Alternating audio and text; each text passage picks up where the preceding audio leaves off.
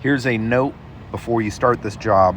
The fuel line that runs from the outside of the head and tees into the injector, that thing has a steel tube that runs between the compression fitting and the injector itself. So when you tighten down that compression fitting, it pushes against the tip of the line that pushes hard against the head, against the injector.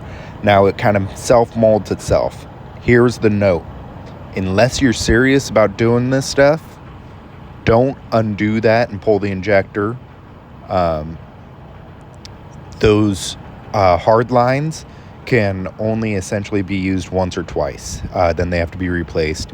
For the first four, it's not the worst to get them out, but it costs you $110 or something at Peterbilt. Numbers 5 and 6, it's a different style line. They're twice as much, and essentially you got to pull the cab on this T680 to get those lines out of the head. So especially for number 5 and 6, do not loosen that line and pull the injector unless you got some serious business going on, because then it won't mate back up well, and it'll leak, and you'll have a like diesel runoff essentially. They're like single use, twice use at best. So this is your warning before you start the job.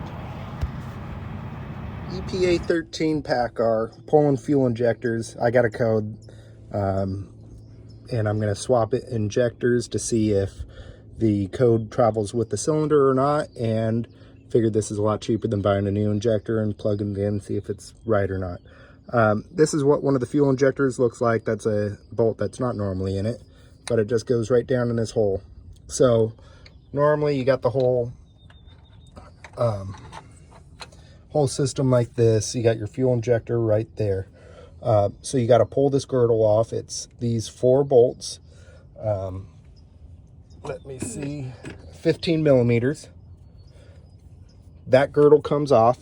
You got to pull these electrical fittings off too, or connectors. Be very fragile with those, careful with those, and just barely pull them up. So this unit will come off in one piece. Of course, you'll have to run the valves after you're all done, run the overhead. There's the fuel injection line right there. Let me look around. I think that I used a 22 millimeter. Now the line goes all the way through, and I think it pushes right into that little detent right there. So you have to loosen that line to get the injector out, I believe. I'm not a full-on mechanic, so I don't know.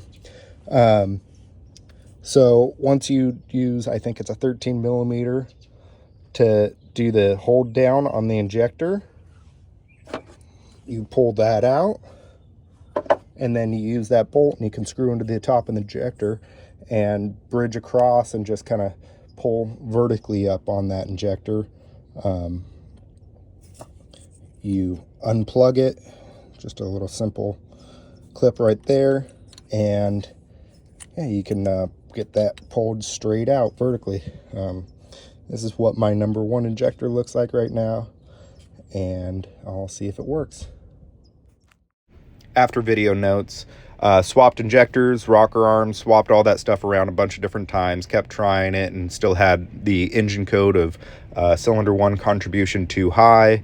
So my mechanic didn't have any idea what to do next. He talked to other people. Nobody really had any idea. One thing is, the trucks, the Packars, don't really like sitting and idling for, over 20 minutes or something like that. And they're more likely to produce some error codes just because they're finicky.